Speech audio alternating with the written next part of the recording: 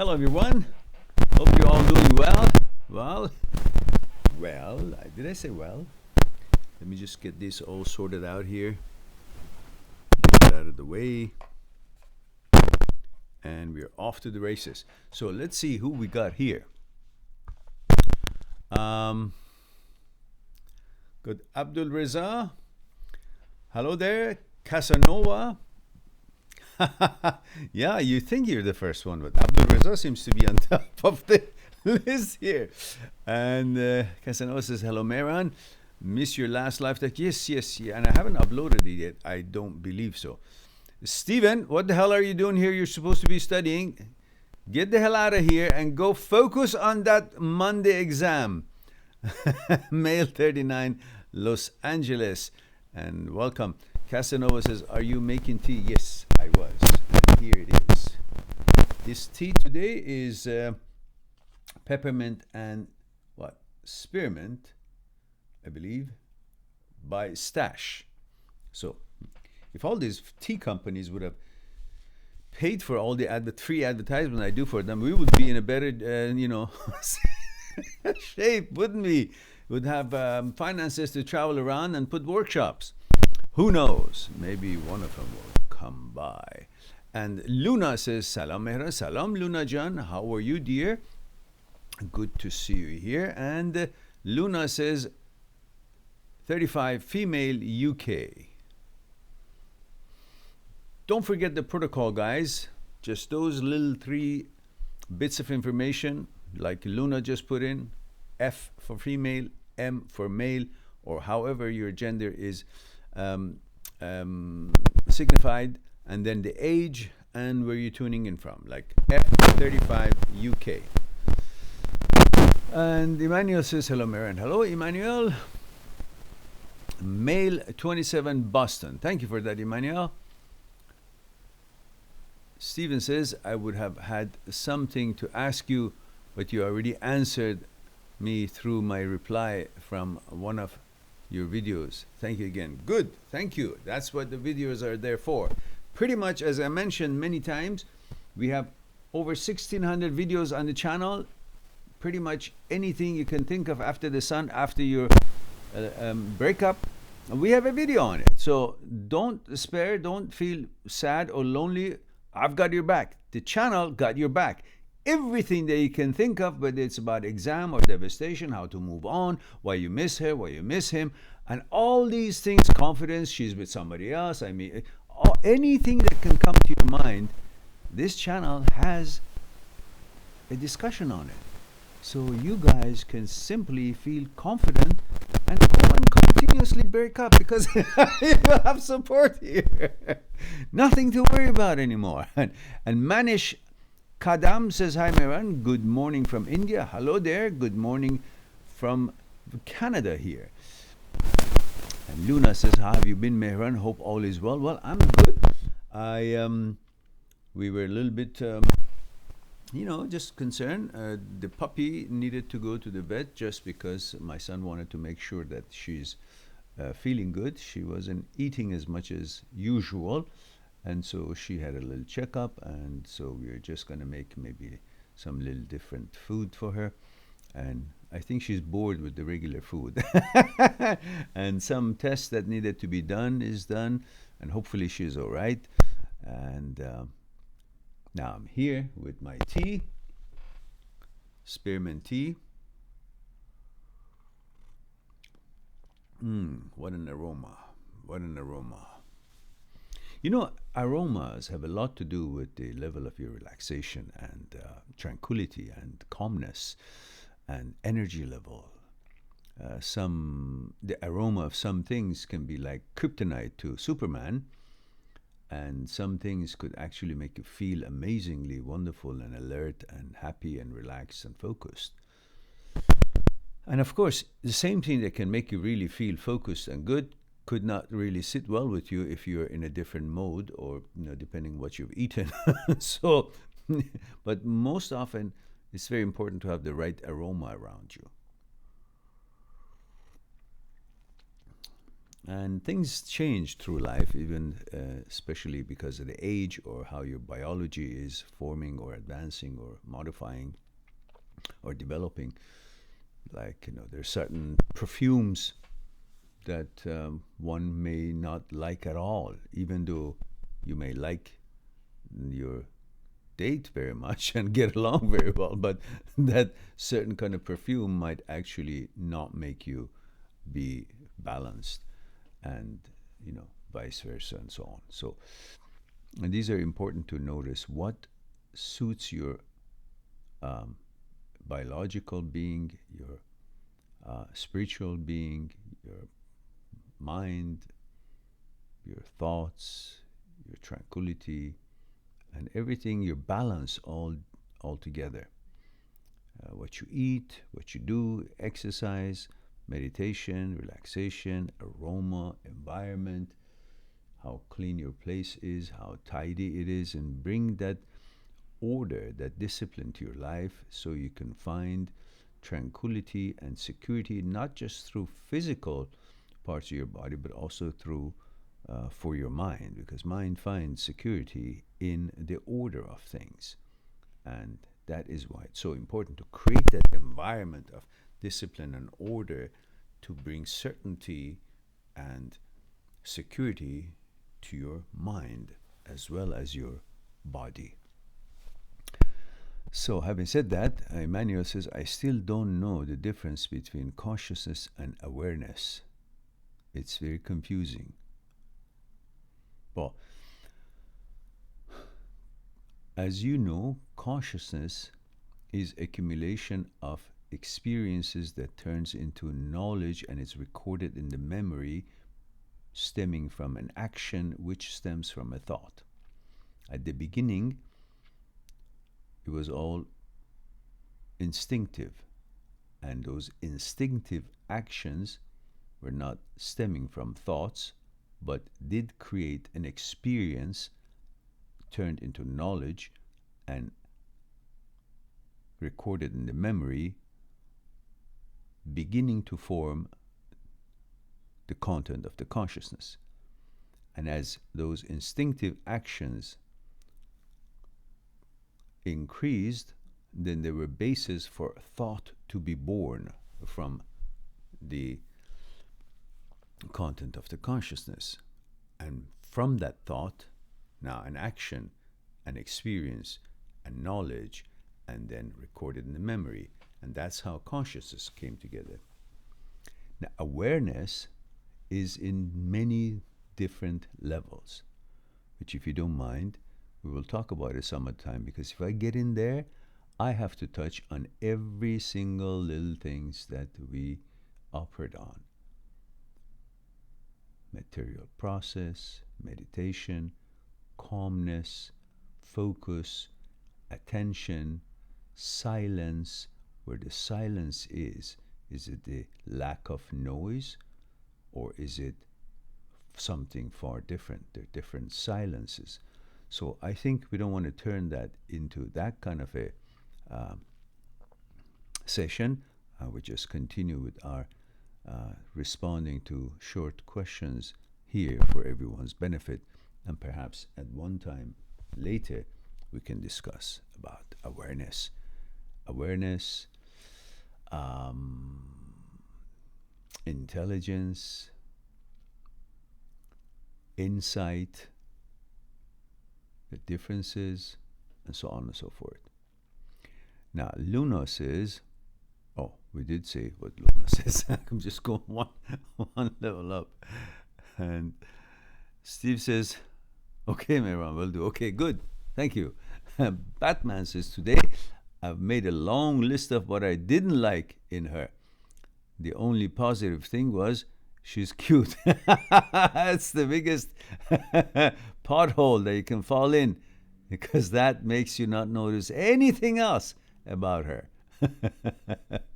And not always on my back. So the positive thing was she's cute and not always on my back, he says. I can't believe how blind I was with the love chemicals in my body. Wow. Love is not lack of not liking something with someone else. Love is not lack of hate. You can't reach love by stopping hate. You can't reach love but by not finding things you don't like about someone. Life, love, love is a frequency. And if you're tuned into that frequency, love is different from lust. Love comes later when you have bonded on consciousness level for a long period of time and have gotten to know a lot about each other's psyche and the components and fragments of each other's psyche. And then the amount of sacrifice and unselfishness that you each show to each other, would all have a lot to do with love. So don't just use the love so freely, which we all do, and its meanings is usually not used properly. Everybody talks about something that they like. Love. I love that car. I love that tree. I love that flower. I love that person. I love that food. And then even when it gets to that emotional love, it's used in the same context in a way, just because it just supposedly means I'm really fond of that. I really like it. It makes me feel good, gives me pleasure. And borderline of, or mostly just lust.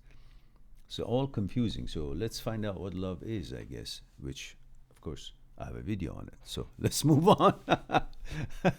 Casanova says, male 25 Beijing. Thank you very much for that. Casanova, I didn't finally get it last time. Are you now in Beijing, or are you from Beijing, but you are somewhere else in the world? And if so, where? Luna says, Mehran, I hope it is not cheeky to request that you show us what the Harrogate chamomile tea box looks like, as I would like to get a hold of some to help induce sleep. Oh yeah, of course. Hang on. I'll be right back.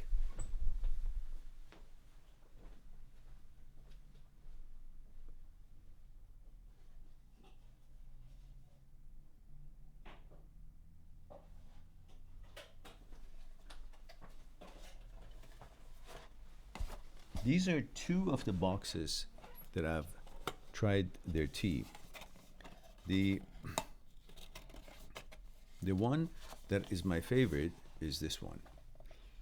That's organic chamomile from Taylor's of Harrogate since 1886, it says.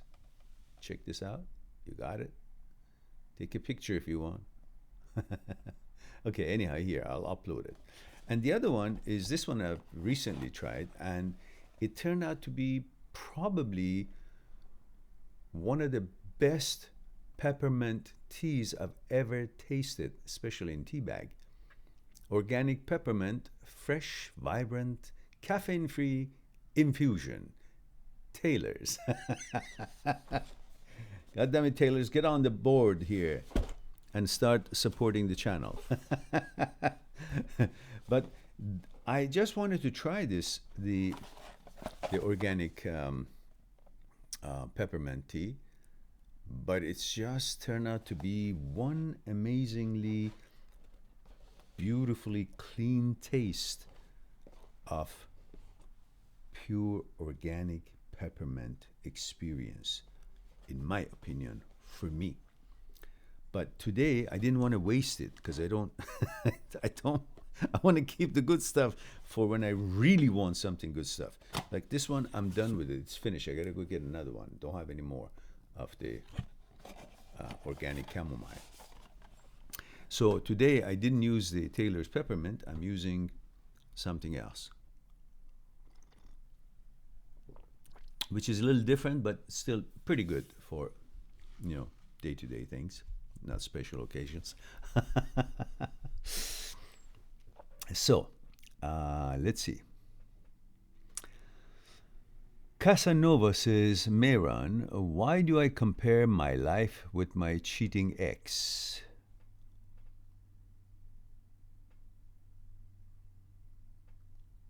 Because you're in pursuit and search of approval from her, and that's your mistake. You want to entice her by things that you have, things that you are capable of doing, money that you might have, comfort that you can provide, instead of expecting her to measure up to your standards. You're focused on being approved by her and measuring up to her standards, whatever that might be. Who knows? And you don't care. You just want to be approved by her, which is very weak. You need to look at the bigger picture. Instead of considering that the pleasure that you receive from your girlfriend is worth every bit of what you have accomplished in your life, you must think if that girlfriend does qualify and present certain qualities that would qualify her and making her deserving to your attention with whatever who you are and whatever you have made out of yourself. It goes both ways, is a two-way street. But the fact that you're in pursuit of pleasure covers your eyes from expectations of quality because you just want that pleasure. I just want to have a girlfriend. I want the girlfriend to like me, and I want to have sex, and I want to be intimate, and I want to feel great, and I want to feel man. Instead of thinking that being a man has nothing to do with having a girlfriend or not. Being a man is a character, is how you negotiate life, how you manage challenges in life, what you accomplish in life, how you affect the society that you live in, how you affect the other people positively around you. That's being a man. That's different than being a male. Being a male is not difficult. All you have to have is male genitalia. If that's the case, a donkey is a male, but it's not a man. So you must first understand that who you are, who you want to be, is not conditional to who likes you, which woman likes you. You become who you are on your own, and then you see what you are offering to a relationship is something that that woman also can reciprocate, at least somewhat, if not totally equal, or if not even more than what you can offer, but at least somewhat equal to what you're offering. That is at the same time respecting women, not considering them below you or less than you, that you should only consider or expect from them just to be pretty. There's a lot more to women than just being beautiful, but you only focus on that and you limit your expectations from a woman just to that. Does she turn me on? That's a kind of a disrespect to the persona of that human being, and you're only looking at it from one angle. Well, of course it's important that you think she's beautiful, as it is important for her to think that you're handsome and you're desirable for her physically. But it is not enough to try to build a relationship on that desire for pleasure alone. That's very short-lived. And it is disrespectful to the woman to think that that's all they have to offer. They've got a lot more to offer, and they're capable of a lot more than you can imagine. Definitely a different woman than 1,000 years ago, or 100 years ago. So you got to expect what you think they expect from you. To have this, to have that, to be accomplished, to be well-mannered, all that, so forth. So you expect the same thing from them. Then we're talking about equal expectations, and then you will treat them nicely when you actually consider them and respect them as who they are and consider their capabilities much higher and qualifications much higher than just being pretty. When you have more respect for them, you will also treat them better. So it works in every way properly. That's what I think. And we have David says, hello, Mehran. Hello, David. Mail 24 Texas. Thank you for that. Batman says, the box is written in French. Yes, it was the other side. I turned it around because we have, we have, in parts of Canada, we speak French. So we have bilingual labeling on boxes and things that you buy.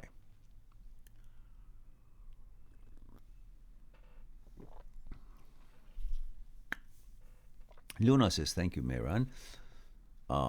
Wonderful advert. Love mint tea, my favorite. Yeah, this one is good, actually. Luna says, can I get them at Whole Foods? No, not here. The Whole Food is right across my street here, and I'm every day there, maybe at least 1 or 2 times. But I can't find it there. At least I didn't. Maybe some other Whole Foods have it, but this particular one, I couldn't find it. This, I buy it from a place in West Vancouver. I think it's called Mehran. And also another place in North Vancouver, it's a nuts place called Ayoub's. They also have these tea there. They've got some different tea from UK as well, other kinds. So that's a nut place. You sell nuts. It's a amazing place. Lots of nuts. You come out there, you're a nut. Emmanuel says, I'm talking to Casanova, and Luna says, my favorite is having fresh mint leaves in hot water. I've never tried that. Incidentally, taste what? TGE, what is that? Best fresh mint live ever tasted was from Morocco. Yeah, they say Moroccans have best mint tea. Oh, tea. Incidentally, tea best fresh mint. Yeah, that's right. Serious class. Yeah, I heard Moroccans mint tea is amazing.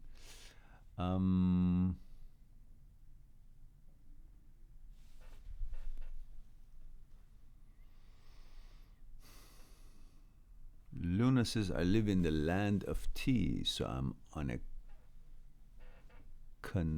concerted mission. Have you ever tried Japanese green matcha tea? Actually, funny enough, no.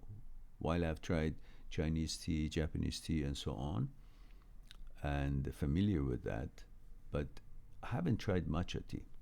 Because I think by the time it became an in thing here, I'd stopped drinking all caffeine tea versions.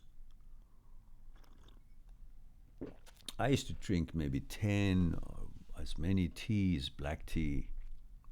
Even if I wouldn't finish them all, I would just have them because it would give me that certain feeling of psychological happiness. I don't know, and I know why. I've told you guys the story before.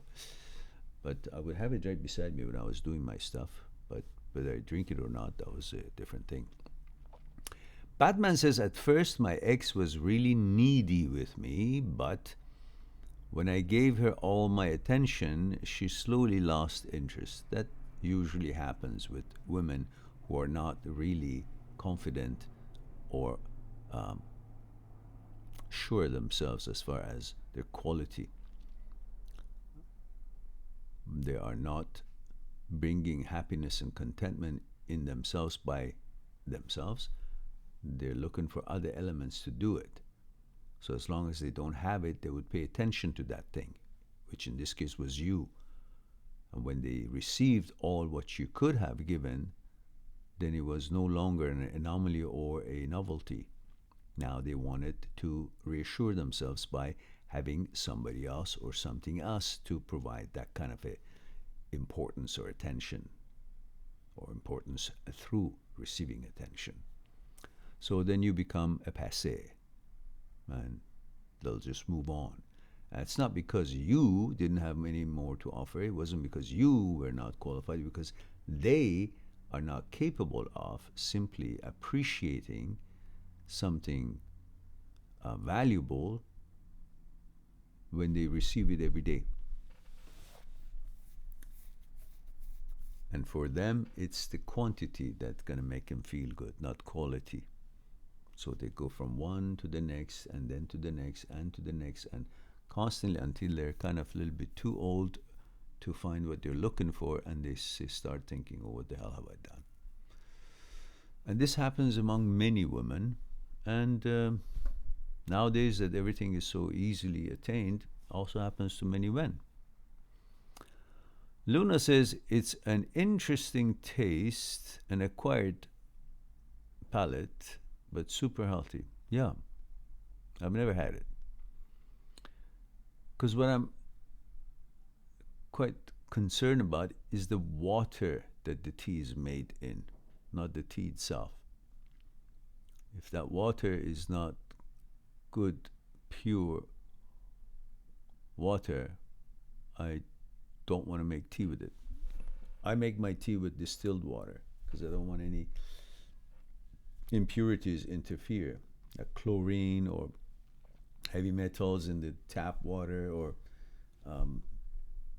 heavily mineral waters such as good waters that I love to drink, but they have some sediments in there, and if you want to make tea with them, it would kind of ruin your teapot, and at the same time the water quality will be murky and it won't. So clean, clear water from distilled water, which has no chlorine or nothing, for me works best. But I don't know, some people like it differently. I mean, when I'm out there and order tea, it's a tap water that they've made the tea with, and it's fine.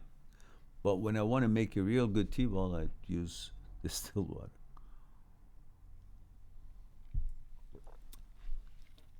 And Batman continues, says, slowly lost interest for me. Are women crazy, or was I crazy to give her too much importance? No, you thought her capacity to receive goodies is more than you thought. Look, even if you yourself sit down on, in front of your table and you have your favorite food in front of you, the first bite is great, second bite is amazing, third one is still amazing, but there is a point where you get full. Now, when you're full, and if your plate was double what you need to be full, you won't touch the rest because you just don't have the capacity to take anymore. So regardless of how good quality and delicious and everything it is, you just can't have any more of it. That is one thing that we don't realize about in our relationships. Just because you have so much goodies to give, that doesn't mean that person can actually take that much goodies. Because just like food, just because you love this food doesn't mean you can take infinite amount of this food. There is a limit that you biologically have, and there's also a limit that you emotionally could have.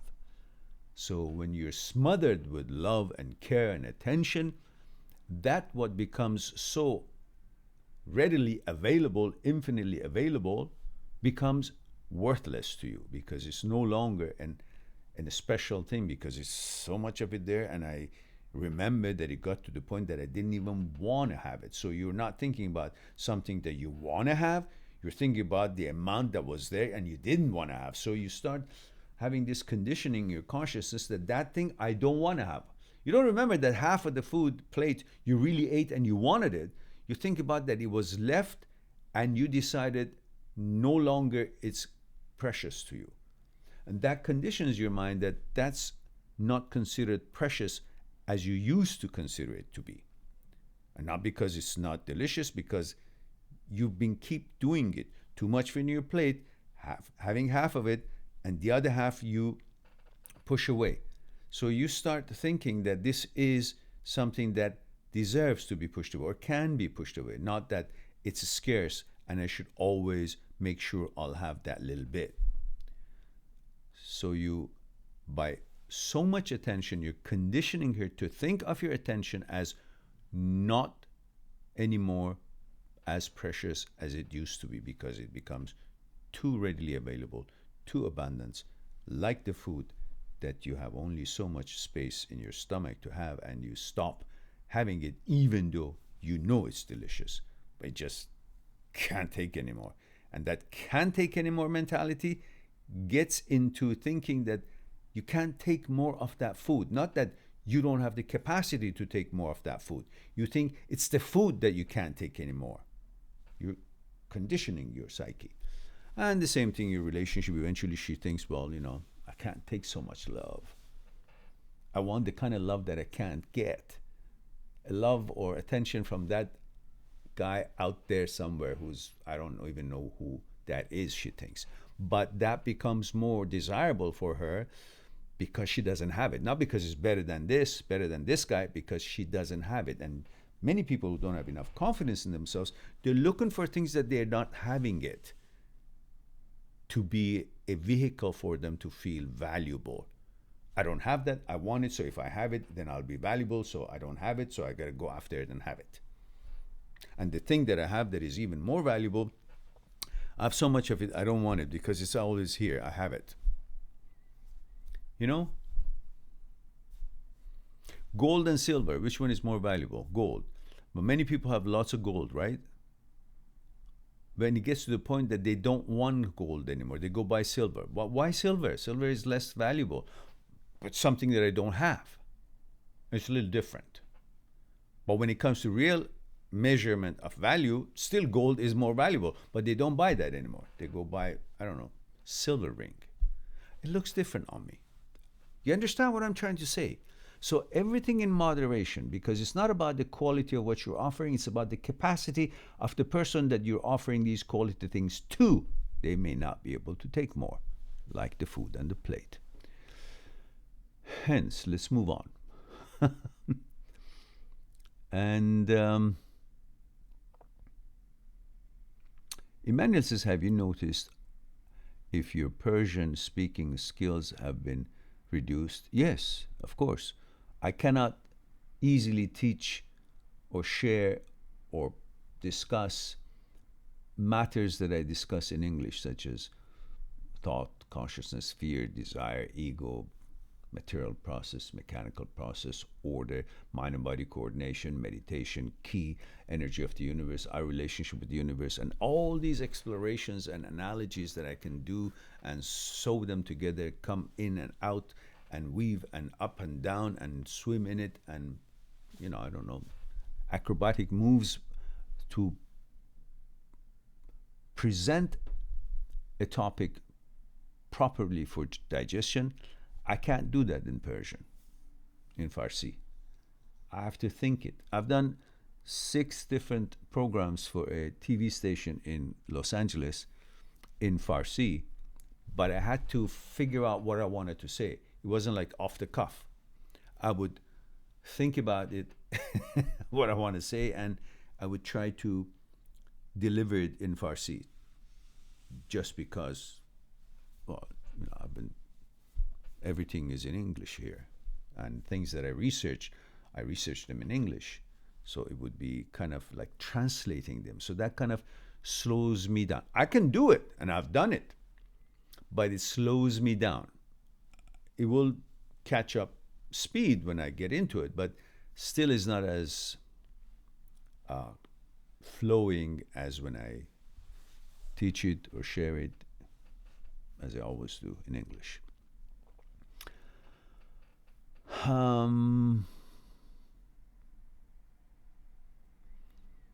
And Imani says, it doesn't seem to me like you have a lot of people to practice your mother. And that's true. Absolutely. It is very true. Even with my son, we always speak English. Seldom we speak some words or some sentences. Same thing with my ex-wife. When we are all gathered around, we always speak English, which is funny, but that's that's how it is.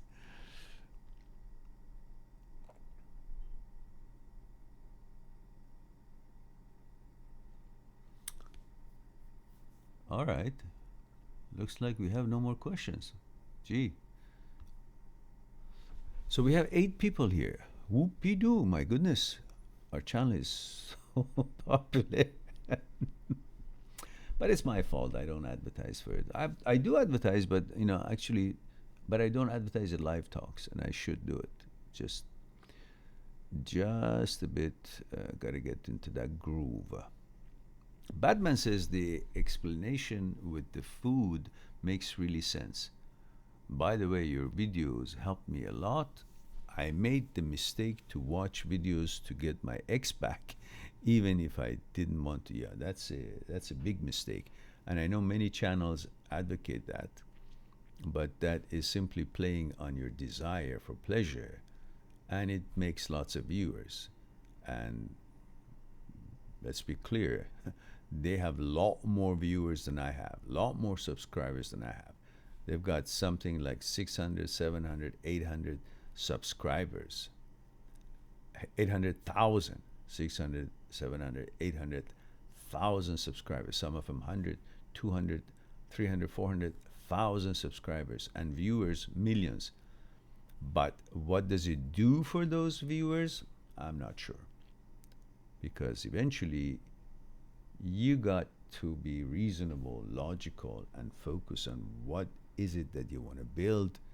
Is it a relationship? Is it your life? Or is it just simply stimulation and get yourself, closer to a pleasure, or satisfying your ego, attending to your desire through pleasure, or fluffing your ego? I mean, these are really different things.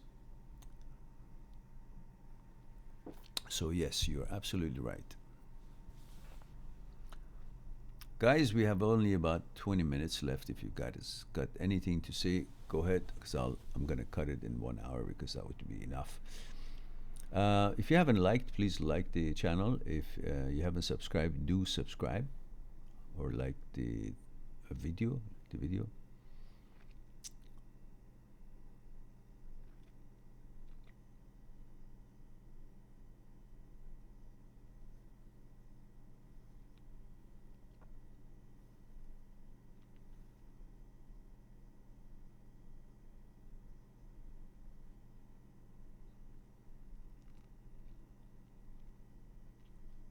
I know it's a bit late. Oh, it's only it's 5:22 p.m. No wonder we don't have many people joining us here, because usually I have it at 12 o'clock, but today I was a little bit lazy and wanted to attend to certain other things, so here we are. But at least I didn't forget about you guys. Batman says, why my mind is okay with the breakup, but not my ego? Lack of confidence? No, that's what ego does. Ego wants to tell you that ego is the boss, and it is your job to tell ego to shut up. You're my subordinate. You do as I say.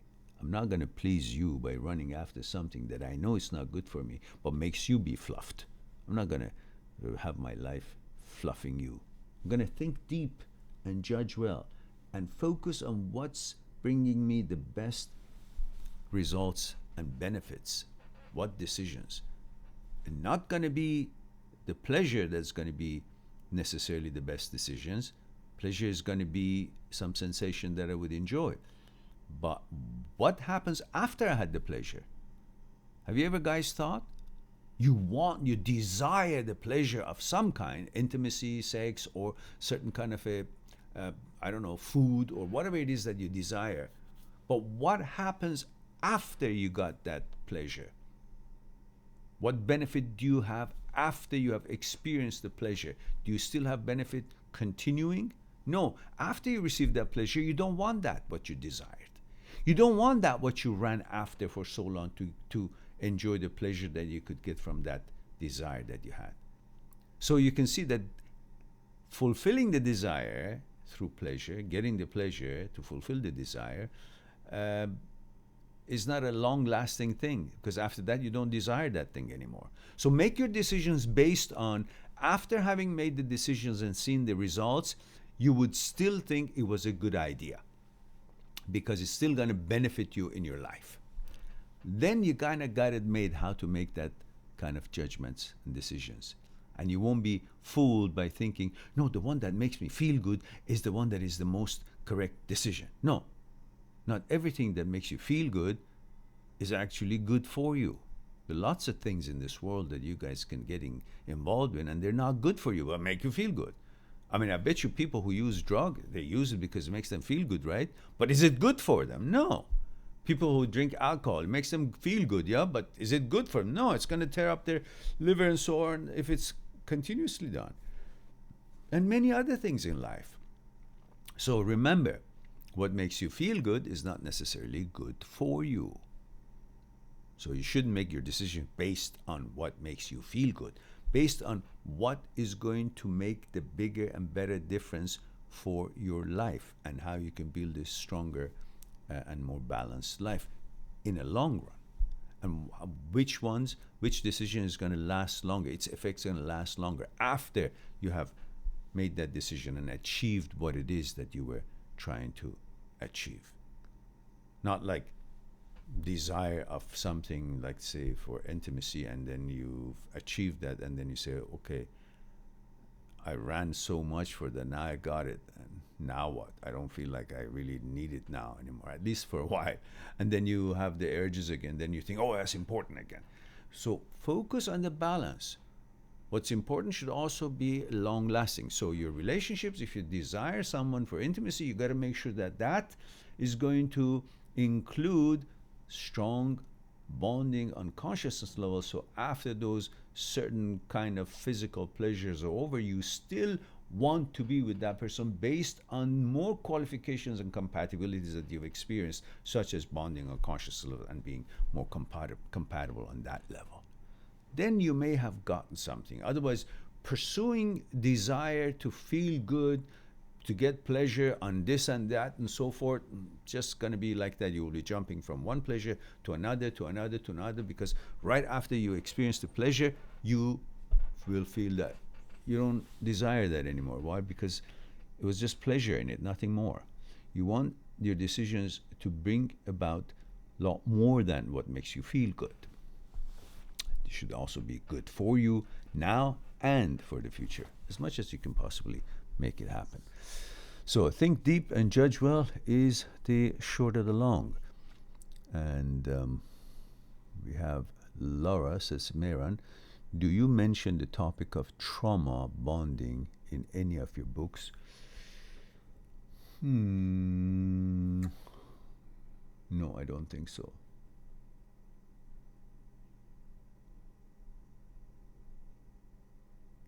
But I discussed it in one of the videos, I believe, or somebody asked, what's a specific trauma bonding are you referring to, by the way? Until then, I go to Chris. Chris says, I think about my ex every day. How do I stop this? Just say, I don't care to think about her because there's so many other wonderful things that I want to get to know. Why should I be thinking about someone who doesn't want to be with me? Why? What is the reason?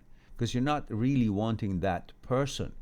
You don't find that person to be qualified or amazing or right match. But what she can facilitate, which is the pleasure of intimacy and sex, and making you feel you got some affirmation for your ego, is why you want that person. But if you really want to focus on who that person is now, her actuality, why would you want someone who doesn't want you? Because she doesn't want you. So if she doesn't want you, that's already disqualifying her. Why should you ever want to be with someone or offer yourself to someone who doesn't want you? Don't you have respect for yourself? If you think that way, you will see that there's no reason for you to think of her. Why you think of her? Because you're not thinking about her. You're thinking about the intimacy and the pleasure you receive from that, what she can facilitate. And that is not her. That is pleasure. And what's wrong, what's bad about pleasure? Nothing. So that's why you constantly think about it, because you think about the pleasure. You're not thinking about her. If you think about her, you will look at her character, what she has done, what inspired between you two, what kind of relationship it was, what troubles you guys were having. That is because of her character, her consciousness, and how you guys were treating each other. Then you'll say, no, I don't want that person. But when you don't focus on the person and focus on the pleasure, then you say, what's wrong with that? The pleasure is great, so therefore you allow pleasure to represent the person, which is wrong. You got to separate the persona, the consciousness, the person, from the sexuality, from the intimacy, from the pleasure part. that can be facilitated by that person. When you separate the two and look at her as who she is without considering the pleasure, because the pleasure part can be provided from anybody else. Any other woman can provide that. So that is not something special to her. What's special to her that I should be focusing on? What's special to her? Who she is, her actuality, her consciousness, her manners, morals, whatever it is. And if you focus on that, then you'll come to a conclusion that, oh, is she qualified or not? And you will see that it wasn't that was making her seem qualified in your mind. It was the pleasure that you could have received through her that was confusing you, making you think that she is also just as good as the pleasure that you're thinking where you are in a relationship with her. All right. Says,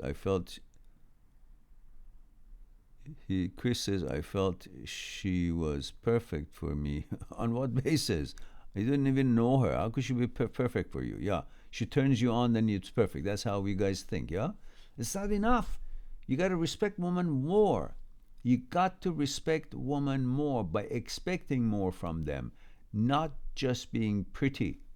That's not what they have accomplished. They were born like that, they grew like that, and they became beautiful, and that's aesthetic beauty. You're looking for internal mental beauty and compatibility, and that is something that she's responsible for in most part. So focus on that. Who is she?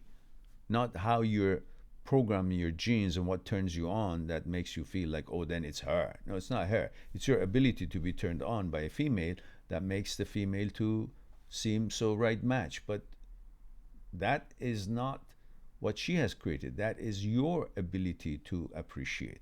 So see what she's offering, and that is what she has made out of her, what she has accomplished in life, who she has become, what kind of a content of a consciousness she has been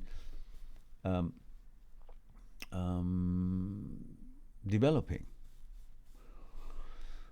All right. Luna says, could you please do a video speaking about trauma bonding with an ex from the perspective of mental rumination and thoughts of the ex? I know it's probably a matter of change in my focus to become better or not bitter.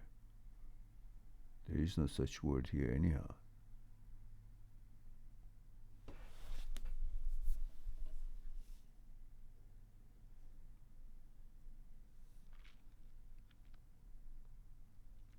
Where is that word? There is no better or bitter in the paragraph. Luna. Where'd you get that?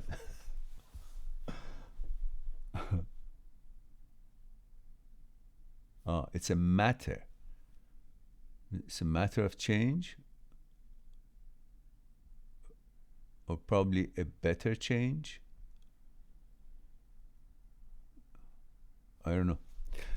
Okay. Is it about thinking the ex or thinking the ex based on the experience you guys had together? Because I want to understand what your definition of trauma bonding is. Like you guys had difficulties in trying to solve something all the time, and through that struggle you kind of feel you bonded with him. Is that what you're trying to say? And Luna says, I'm also generally interested in the topic of attachment. We have a video on attachment.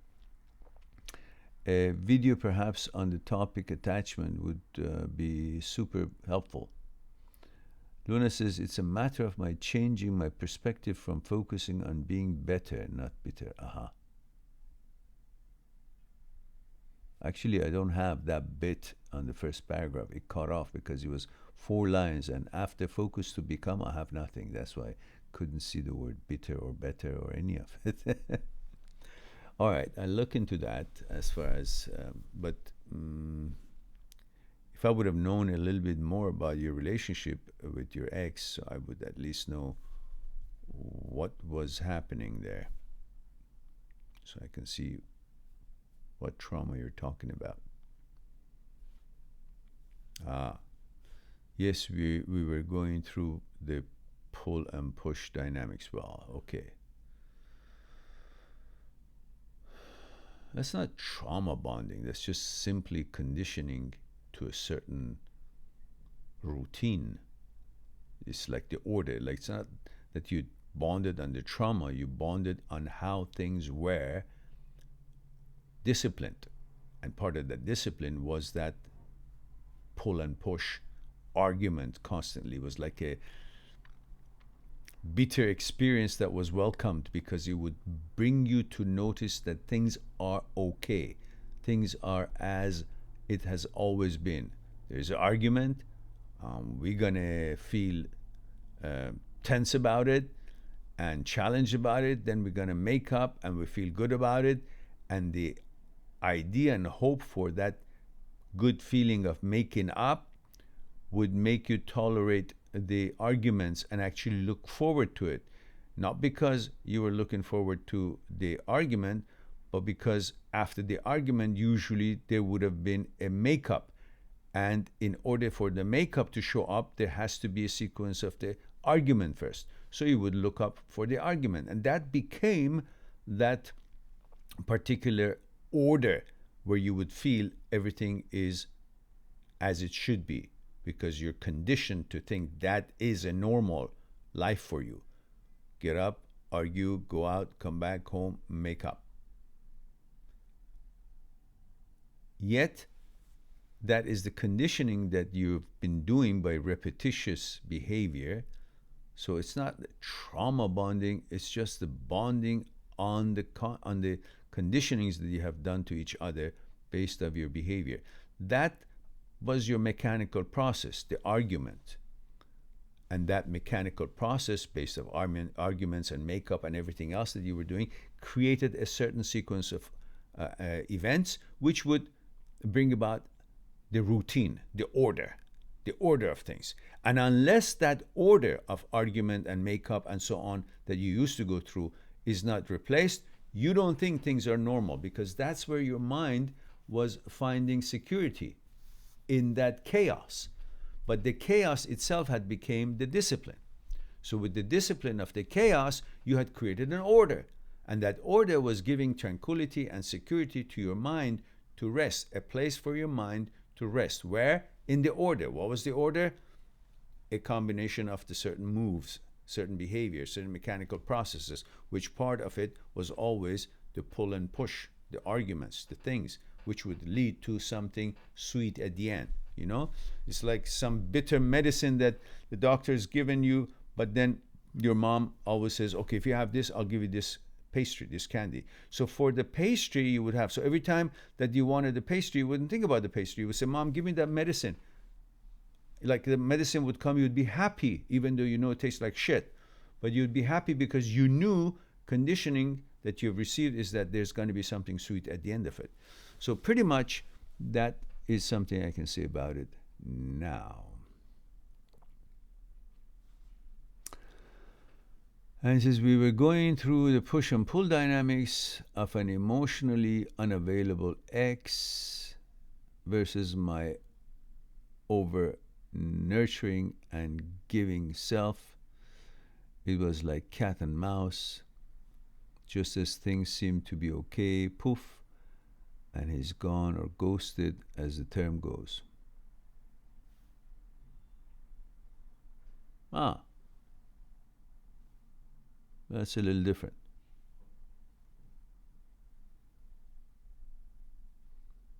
That obviously was something that you tried to put in front of the cat, and as soon as he wanted to catch it, you would pull it back. So it's always enticing, always a challenge to get it. And that's how you were conditioned, that he wasn't available all the time, so you always wanted to think of it as a project, as something you have to accomplish. So it was a challenge to you. But that's kind of sick. Waste of time. If the guy is not ready, let him go. And if the girl is not ready, let her go, whatever the relationship is. Yeah, perhaps we can elaborate on that some other time. Right now we hit the 1 hour. And my last question here is, Batman says, Mehran, if I book 30-minute in Skype call with you, will you add 30 more minutes? Yes, as I've always said, for new clients, when you get an hour, I make it 2 hours. When it's 30 minutes, I make it 60 minutes. I think you said that in a video I watched, but I don't know if it's still, yeah, it's still available, for sure.